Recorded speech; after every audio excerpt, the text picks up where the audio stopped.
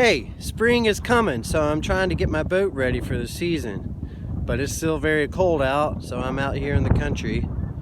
And what I'm going to talk about today is my lazy jack system, because I have a few friends that want to know, hey, how did you make that cool little lazy jack system for your small sailboat?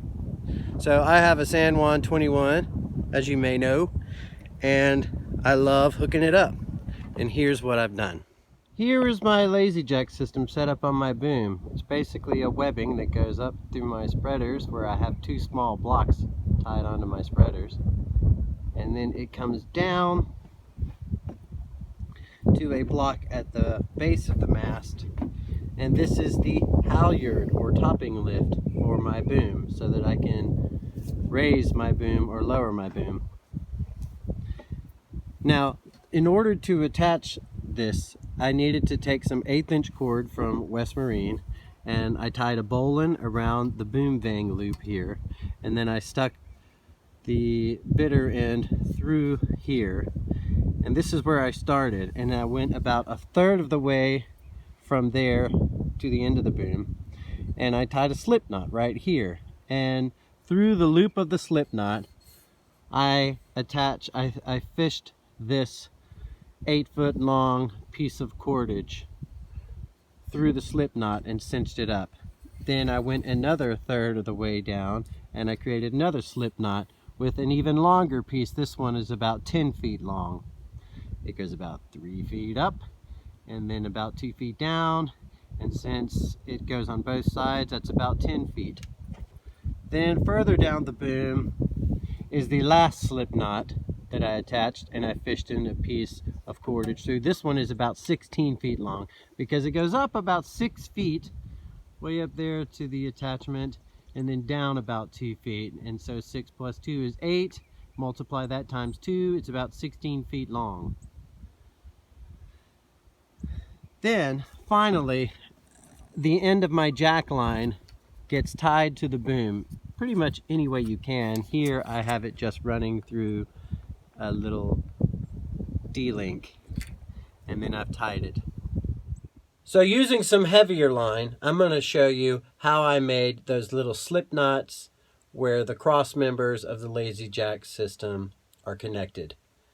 So let's imagine that it's tied to the beginning of the boom at the boom vang joint, and here is where you want to attach. So you're going to make an overhand loop like so, and then stuff the middle piece of rope through to make a slip knot. This is a standard slip knot, just like this.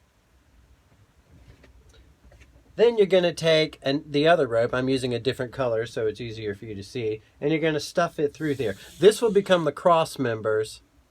And remember, one of these is about 8 feet long, one is 10 feet long, and finally the last one is 16 feet long. And you're going to stuff it through the loop in the slip knot. Then you simply cinch up the slip knot, not too tight, just tight enough where it becomes snug, and you have a cross member going through. It's as easy as that. Then this slip knot can go up around both sides of your boom and become the webbing that holds your sail when you drop your sail. So using this lazy jack system that I've created that uses a jack line with a bunch of slip knots, you don't have to drill all the little holes in your boom and then of course realize that you drilled them in the wrong place. You can just play with the dimensions, moving the slip knots forward or back, dodging things like cleats. Once you have set up your jack line running from the boom vang down the length of your boom to the end and tied it off with the proper slip knots, starting with the longest cordage in the back, the medium length in the middle, and forward of that the smallest length, you can then create the webbing, which, as you can see here, is just a series of triangles that connect to each other. Down here you'll see that I've taken the first shortest cross member section and taken both of them up and then back down and tied them off at the boom vang with bowline. This is the first step to making this webbing. Then you go to the second cross member that's longer. This one here is about 10 feet long. And you take those two strands and you go up about 3 feet and then down and attach bowlines to the first triangle that you created.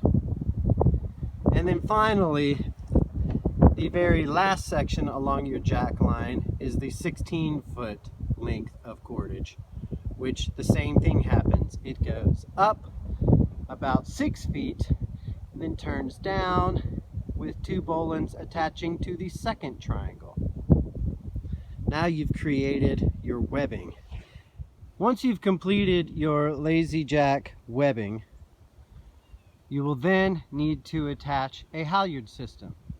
And you can start with your port side webbing and attach a bowline with the same cordage, which goes up to the spreaders through the port side block you see I have attached there on the spreader, and then down to about eye level, then back up through the starboard spreader block, and then down again to the starboard webbing.